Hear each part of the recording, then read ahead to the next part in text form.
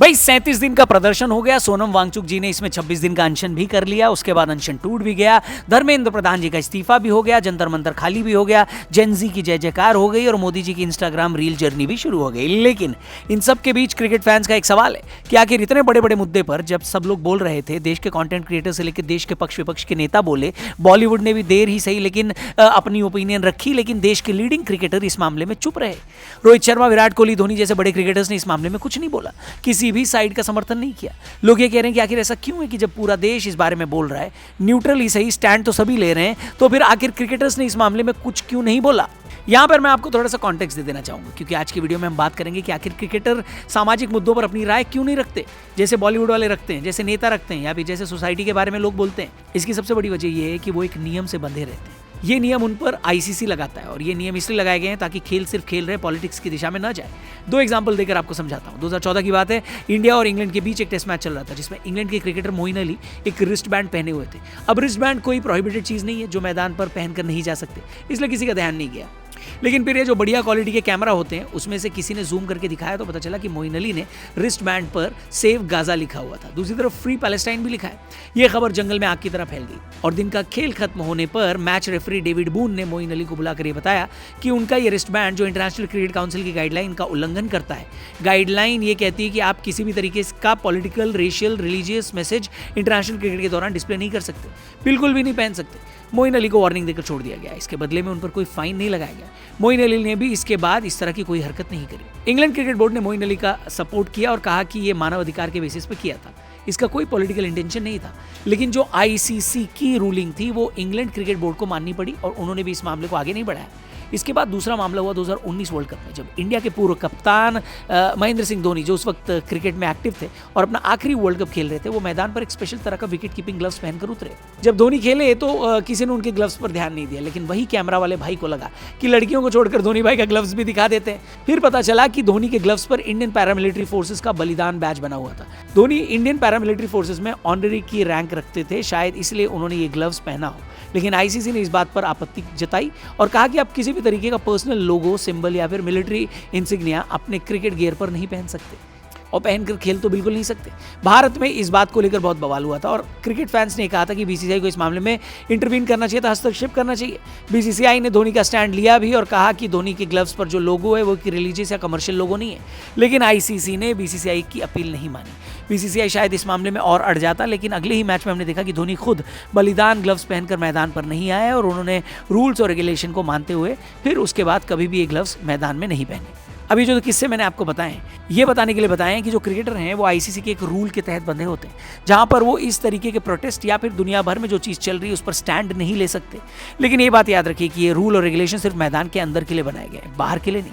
क्योंकि मैदान के बाहर तो मोइन अली फिर भी फ्री पैलेस्टाइन के नारे लगाते हैं और धोनी भी बार बार इंडियन पैरामिलिट्री फोर्सेस के साथ बॉर्डर ट्रेनिंग पर जाते रहे। तो सवाल ये उठता है कि अभी तो कोई मैच चल भी नहीं रहा, और चल भी रहा था तो सोशल मीडिया पर कोई आवाज़ उठाई जा सकती थी। लेकिन यहाँ पर मैं आपको फिर बता दूँ, नियम के हिसाब से आप सोशल मीडिया पर भी आवाज़ नहीं उठा सकते और ये नियम बीसीसीआई का है। बीसीसीआई कॉन्ट्रैक्ट का जो मीडिया क्लॉज है उसके हिसाब से जो भारतीय क्रिकेट खिलाड़ी हैं वो बिना परमिशन के किसी राजनीतिक या विवादित मुद्दे पर अपनी राय नहीं दे सकते, चाहे वो मैदान के बाहर ही क्यों ना हो। बीसीसीआई शायद ऐसा इसलिए करता है क्योंकि एक बयान उनके करोड़ों रुपए के कॉन्ट्रैक्ट को दिक्कत में डाल सकता है, इसीलिए खिलाड़ियों को एपॉलिटिकल बने रहने की सलाह दी जाती है। लेकिन क्रिकेट फैंस का कहना है कि नियम तो फिर और भी बहुत सारे हैं, जैसे टीम का ऑफिशियल किट स्पॉन्सर एडिडास है, लेकिन आपने देखा होगा कि खिलाड़ी इसके बावजूद अपना पर्सनल जूता या कपड़ा या फिटनेस कंपनी बड़ी आसानी से चलाते हैं। तो यहाँ पर जब नियम में लूप होल निकल आते हैं तो फिर ऐसे मुद्दे पर बोलने के लिए खिलाड़ी क्यों नहीं निकलते। कई क्रिकेट फैंस कहते हैं कि सबको सब चीज़ पर बोलना ज़रूरी नहीं है। क्रिकेटर्स ग्लोबल बिजनेसमैन और एंटरटेनर्स और एथलीट्स हैं और उनको इस तरीके से देखा जाना चाहिए कि आप उनको ज़बरदस्ती क्रांतिकारी बनाने की कोशिश न करें। ऊपर से बीसीसीआई के नियम काफ़ी सख्त हैं और उनके खिलाफ जो जाता है हमने देखा है कि उसका क्रिकेट करियर लगभग खत्म हो जाता है। एग्जाम्पल आप ले सकते हैं इंडियन क्रिकेट लीग का, जो कि आईपीएल से पहले बनी क्रिकेट लीग थी, जिसमें कई सारे एक्टिव खिलाड़ियों ने टीम से संन्यास लेकर खेलना शुरू किया था और बीसीसीआई ने उनको ज़िंदगी भर के लिए बैन कर दिया था। फिर आईपीएल आने के बाद ये लीग बंद हो गई और उन खिलाड़ियों को भी इसमें जगह नहीं मिली। लेकिन ऐसा नहीं है कि इस मुद्दे पर कोई खिलाड़ी बोला नहीं है। इस वीडियो में हम आपको बता देते हैं किस खिलाड़ी ने जंतर मंतर पर हो रहे प्रोटेस्ट के बारे में क्या बात करी है। लिस्ट में सबसे पहला नाम है भारतीय कप्तान शुभमन गिल का।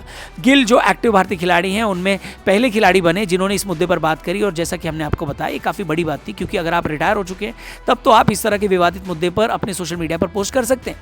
बीसीसीआई उसको कंट्रोल नहीं कर सकता, लेकिन गिल तो 2 फॉर्मेट में भारतीय टीम के कप्तान हैं, युवा हैं, उनको हक है कि वो पढ़े लिखे और अपना भविष्य बनाएं। शुभमन गिल के साथ ही जिन युवाओं ने अपनी बात शांतिपूर्वक तरीके से रखी, उनकी तारीफ भी करी और कहा कि ये देश शिक्षा से और आपसी रिस्पेक्ट से ही आगे बढ़ेगा, और देश में जो छात्र हैं उन पर फोकस करना बहुत जरूरी है। अब आप ध्यान दोगे तो यहाँ पर कहीं भी जंतर मंतर या फिर शिक्षा मंत्री के इस्तीफे या फिर मोदी जी या फिर सोनम वांगचुक जैसा कोई भी नाम नहीं लिया गया। काफी स्मार्ट तरीके से उन्होंने अपनी बात कही। इसी तरीके से एक और एक्टिव भारतीय क्रिकेटर थे जिन्होंने इस मामले में बात करी है, नाम है ईशान किशन। गिल और ईशान किशन बेस्ट फ्रेंड भी हैं। उनके अलावा कोई भी एक्टिव भारतीय क्रिकेटर ने किसी भी तरीके से इस मामले में कोई स्टैंड नहीं लिया। किशन का स्टेटमेंट भी काफी बैलेंस था और उन्होंने कहा कि वो इस वक्त हर छात्र और उनकी फैमिली के साथ सहानुभूति रखते हैं। उन्होंने कहा कि उम्मीद है कि सारी चीजें जल्दी सुलझेंगी और सबको पढ़ने और आगे बढ़ने का बराबर अधिकार मिलेगा। ईशान किशन और शुभमन गिल, जैसा कि हमने आपको बताया, एक्टिव क्रिकेटर हैं और उन्होंने बिना कोई कंट्रोवर्शियल स्टेटमेंट दिए हुए अपनी बात आगे रख दी है। इसके अलावा सचिन तेंदुलकर ने बाकायदा एक पोस्ट करी थी और कहा था कि उनके पिता खुद एक टीचर रह चुके हैं और वो कई बार स्टूडेंट्स के लिए मेंटोर और गाइड थे। इसीलिए आज जब छात्र निराश हैं और उनको लग रहा है कि उनकी मेहनत का फल उन्हें नहीं मिला, तो ये बात बिल्कुल समझ में आती है और ये पूरी सोसाइटी की जिम्मेदारी है कि हम इस तरीके का सिस्टम बनाएं जहां पर स्टूडेंट्स को दोबारा ऐसा न लगे। उन्होंने कहा कि हमको एक ऐसा सिस्टम बनाना होगा जहां पर हार्ड वर्क को उसका रिकॉग्निशन मिले, ऑनेस्टी को एनकरेज किया जाए और मेरिट जीत जाए। सचिन ने साथ में ये भी लिखा कि हम उम्मीद करते हैं कि इस तरीके का समाज हम बना पाएंगे और भविष्य में अपने बच्चों को एक बेहतर भारत दे पाएंगे। सचिन उन क्रिकेटर्स में से थे जिन्होंने सबसे पहले इस तरीके का मैसेज अपने सोशल मीडिया अकाउंट पर डाला और स्टोरी पर नहीं, बाकायदा पोस्ट बनाकर डाला। इसके बाद शिखर धवन का भी एक ट्वीट आया। उन्होंने लिखा, हमारे यूथ हमारे देश का फ्यूचर है, उनके सपनों को समझना जरूरी है, पर साथ ही मुश्किल वक्त में पेशेंस रखना और देश के इंस्टीट्यूशंस और सरकार पर भरोसा बनाए रखना भी उतना ही जरूरी है। मेरा मानना है कि हर चैलेंज का सोल्यूशन पेशेंस से निकलता है। भारत हमेशा आगे बढ़ा है और आगे ही बढ़ता रहेगा। इसके बाद इरफान पठान का भी एक ट्वीट आया और ये ट्वीट इसलिए जरूरी था क्योंकि उन्होंने थोड़ा डायरेक्ट तरीके से स्टूडेंट और प्रोटेस्ट पर बात करी और पेपर लीक जैसे शब्दों का इस्तेमाल किया जो अभी तक बाकी क्रिकेटर्स नहीं कर रहे थे। इरफान पठान ने कहा कि देश के जो बच्चे हैं उन्होंने मेहनत से एग्जाम की तैयारी की करते हैं और उनको उम्मीद रहती है कि इस तरह के एग्जाम से उनको एक बेहतर भविष्य मिलेगा। ये हमारी जिम्मेदारी है कि पेपर लीक जैसी चीज़ों की वजह से उनकी ये उम्मीद छिन न जाए। पुराने खिलाड़ियों में कैफ और युवराज सिंह जैसे खिलाड़ियों ने भी इस प्रोटेस्ट पर अपनी न्यूट्रल तरीके से राय रखी, लेकिन जैसा कि हमने आपको बताया, पुराने खिलाड़ियों का मुद्दों पर आवाज उठाना उतनी बड़ी बात नहीं है क्योंकि वो कॉन्ट्रैक्ट से बाहर होते हैं, उन पर कोई रूल लागू नहीं होता। लेकिन ईशान किशन और शुभमन गिल ने जो स्टोरी लगाई है उसकी काफी तारीफ हो रही है क्योंकि वो एक्टिव भारतीय क्रिकेटर्स हैं। तो भाई अब अगर आपसे कोई सवाल पूछे कि आखिर जब बाकी खेलों के खिलाड़ी आवाज उठा देते हैं या फिर बॉलीवुड और कंटेंट क्रिएटर अपनी आवाज उठाते हैं तो क्रिकेटर्स क्यों नहीं उठाते, तो आप उनको बताना कि बीसीसीआई के रूल्स और कानून उनको इस तरीके की बातें रखने पर मना करते हैं। हालांकि कई लोगों का मानना है कि रोहित शर्मा और विराट कोहली जो इस वक्त देश के सबसे बड़े क्रिकेटर्स हैं उनको इस बारे में जरूर कुछ बोलना चाहिए था क्योंकि उनका भी करियर लगभग खत्म हो गया है। कई लोग तो धोनी से भी नाराज हैं कि उन्होंने आवाज नहीं उठाई, लेकिन धोनी भाई तो वैसे भी कोई आवाज नहीं उठाते, वो तो साल में एक बार आईपीएल में दिखते थे, अब की बार वहां भी नहीं दिखाई दिए। लेकिन आपको क्या लगता है, धोनी रोहित कोहली जैसे लोगों को क्या आवाज उठानी चाहिए थी, या आपको लगता है कि इन सब मामलों में नहीं पड़ना चाहिए? क्रिकेटर्स का काम होता है खेलना, उसी पर फोकस करें।